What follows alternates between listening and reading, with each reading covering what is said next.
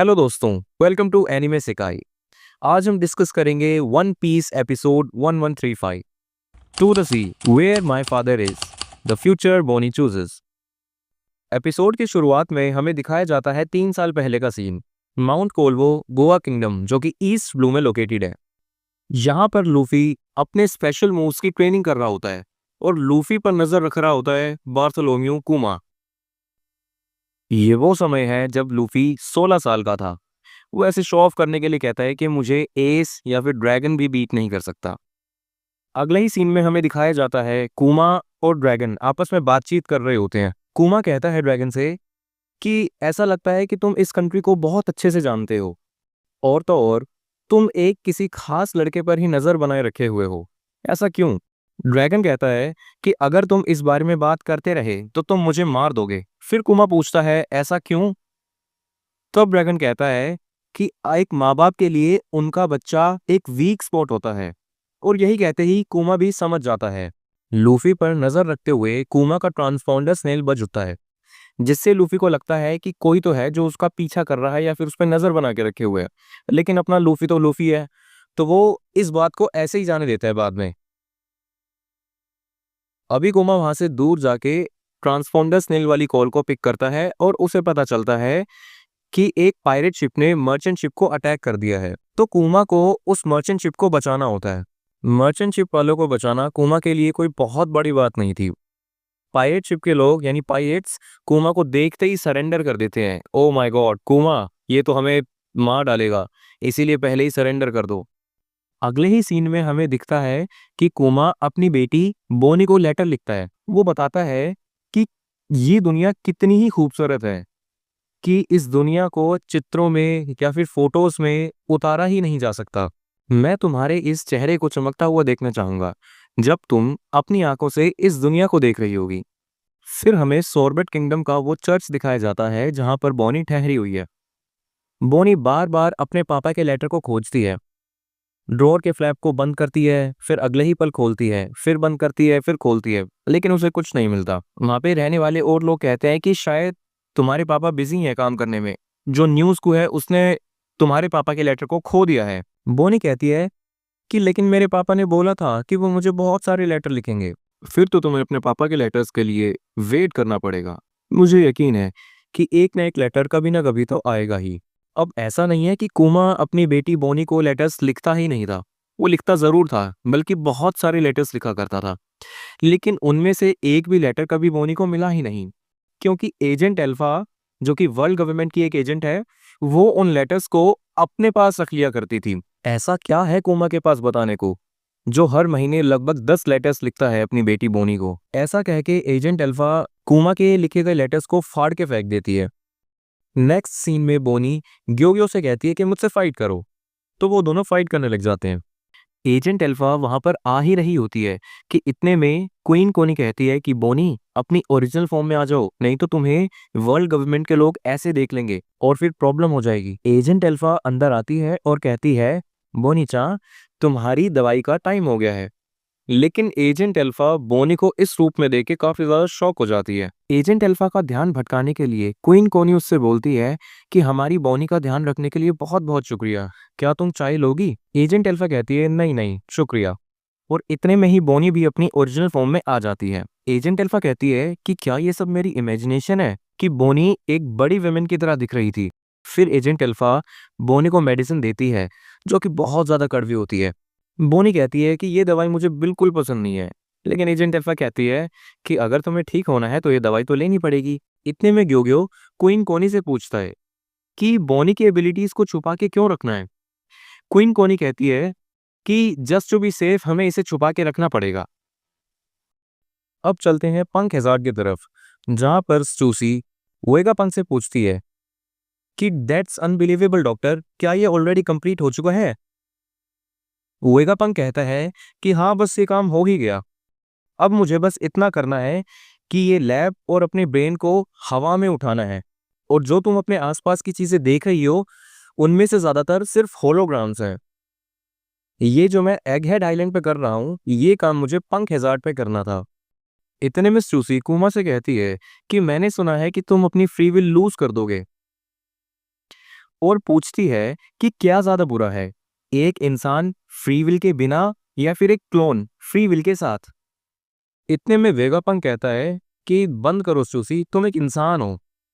कुमा वेगापंक से पूछता है कि फ्री विल को लूज कर देने का मतलब क्या होता है, जिसके जवाब में डॉक्टर वेगापंक कहता है कि फर्क नहीं पड़ता कि तुम ऑर्डर्स फॉलो करने का कितना दावा करते हो। फॉर एग्जाम्पल के लिए, क्या तुम एक बच्चे को मार सकते हो अगर तुमसे कहा जाए तो। इस रिसर्च में लॉस ऑफ फ्री विल का मतलब है कि जितनी भी मेमोरीज तुमने इंसान रहते हुए बनाई है उन सब को खो देना और वो सारे इमोशंस को खो देना जो एक इंसान के अंदर होते हैं। इतने में ही उस दिन का एग्जामिनेशन भी खत्म हो चुका होता है। स्टूसी कोमा से पूछती है कि क्या तुम एंग्शियस फील कर रहे हो। नहीं, कुमा कहता है। स्टूसी कहती है कि तुम अपनी सारी मेमोरीज एंड इमोशंस खो दोगे। ऐसा करना किसी नॉर्मल पर्सन के लिए ऑलमोस्ट इम्पॉसिबल है, खासकर जब जब तुम्हारे पास कोई हो, कोई अपना जिसे तुम बहुत प्यार करते हो। कुमा बस एक मुस्कुराहट दे देता है। इतने में डॉक्टर वेगापन कहता है कि मैं इंश्योर करूंगा कि तुम्हारे पास minimum level of free will हो जब तक ये रिसर्च कंप्लीट नहीं हो जाती, और ऐसा होने में लगभग 1 साल का समय है। इतने में ही कुमा बॉनी को लेटर लिखने लगता है। वेगापन कहता है, फिर से एक लेटर लिख रहे हो। कुमा कहता है कि जब तक मेरे पास समय है, यानी जब तक मैं हूं, तब तक मैं बॉनी को भर भर के लेटर लिखना चाहूंगा और ये बताना चाहूंगा कि मैं उससे कितना प्यार करता हूँ। अगले साल तक मैं अपनी जिंदगी भर की फीलिंग्स को लिखने वाला हूँ।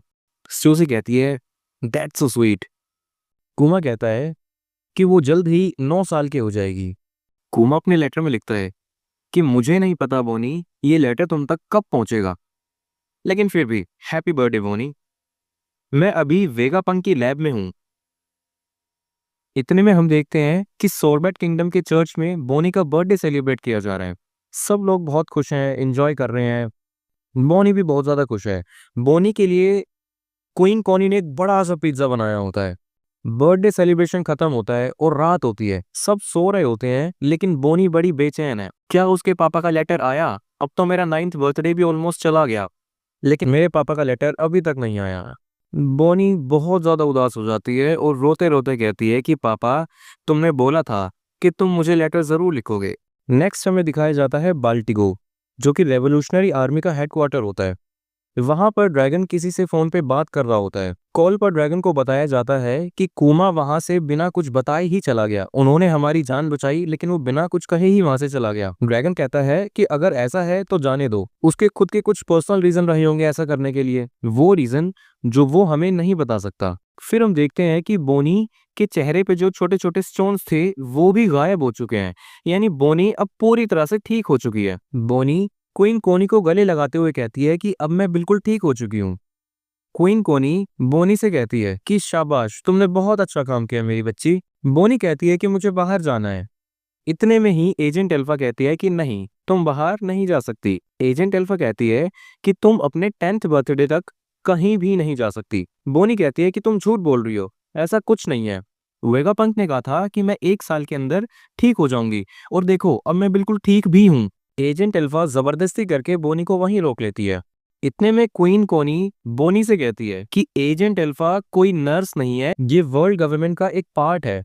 ये बात सुन के सारे के सारे लोग जो भी वहां प्रेजेंट होते हैं वो शॉक हो जाते हैं। क्वीन कोनी कहती है कि एक बार एजेंट अल्फा टाउन में थी जब उसने बहुत ज्यादा शराब पी ली थी, और ये सब करने के बाद एजेंट अल्फा ने बताया कि कैसे बोनी ठीक हो चुकी है, लेकिन फिर भी उसको यहाँ पे कैद करके रखना है। क्वीन कोनी कहती है कि मुझे नहीं पता उसका हिडन मोटिव क्या है, लेकिन ये बात बहुत ज्यादा अजीब जरूर है कि किसी हेल्दी पर्सन को घर में कैद करके रखना 6 महीनों के लिए। और ऐसा भी तो नहीं हो सकता ना कि कोमा ने इतने टाइम तक कोई भी लेटर ना लिखा हो। इतने में क्वीन कोनी कहती है कि मैंने ग्योग्यो और बाकियों से बात कर ली है, तुम्हारे जाने का सारा इंतजाम कर दिया गया है, और अपनी हैट उतारकर बोनी को पहना देती है। बोनी कहती है, क्या मैं सच में अपने पापा को देख पाऊंगी? क्वीन कोनी कहती है, जी बिल्कुल, तुम अपने पापा से बिल्कुल मिल पाओगी। अब क्या होता है कि बोनी क्वीन कोनी का रूप लेके बाहर निकल पड़ती है, वही हैट लगा के जो कोनी ने बोनी को पहनाई थी, और एक बड़ा सा सूटकेस लेके। बोनी बाहर निकलकर कहती है, तो ये है बाहर की दुनिया, मिट्टी, हवा, घास, आसमान, सूरज, पीछे से लोग कहते हैं कि बोनी सही में बाहर चल रही है, ये कोई जादू से कम नहीं है। भगवान का बहुत बहुत शुक्र है। इतने में ही एजेंट अल्फा को भी पता लग जाता है कि बोनी यहाँ से भाग चुकी है। फिर वो पीछा करती है बोनी का। एजेंट अल्फा 6 टेक्निक्स का यूज करके उन तक पहुंच जाती है। बोनी बहुत ज्यादा दुखी होती है, वो ये सब नहीं होने देना चाहती। फिर इतने में ही बोनी को एक बात याद आती है कि वो अपने पापा से पूछती है कि नीका कैसा दिखता है, जिसके रिप्लाई में कुमा ने कहा होता है कि किसी को नहीं पता कि नीका कैसा है। इतने में ही बोनी ट्रांसफॉर्म होती है अपने डेविल फ्रूट का इस्तेमाल करते हुए, डिस्टॉर्टेड फ्यूचर वाली पावर, और उसको ट्रांसफॉर्म होता हुआ देख एजेंट अल्फा कहती है कि मुझे पता ही था कि वो तुम थी पहले जो ट्रांसफॉर्म हुई थी, वो मेरी आंखों का कोई धोखा नहीं था। बोनी एक मुक्के में ही एजेंट अल्फा का जबड़ा तोड़ देती है। सब बहुत ज्यादा खुश होते हैं। बोनी का सोर्बेट किंगडम से भाग जाना गवर्नमेंट को रिपोर्ट कर दिया जाता है और यहीं पे हमारा एपिसोड खत्म होता है। मिलते हैं आपसे अगले वीडियो में, तब तक के लिए बाय और देखते रहिए वन पीस।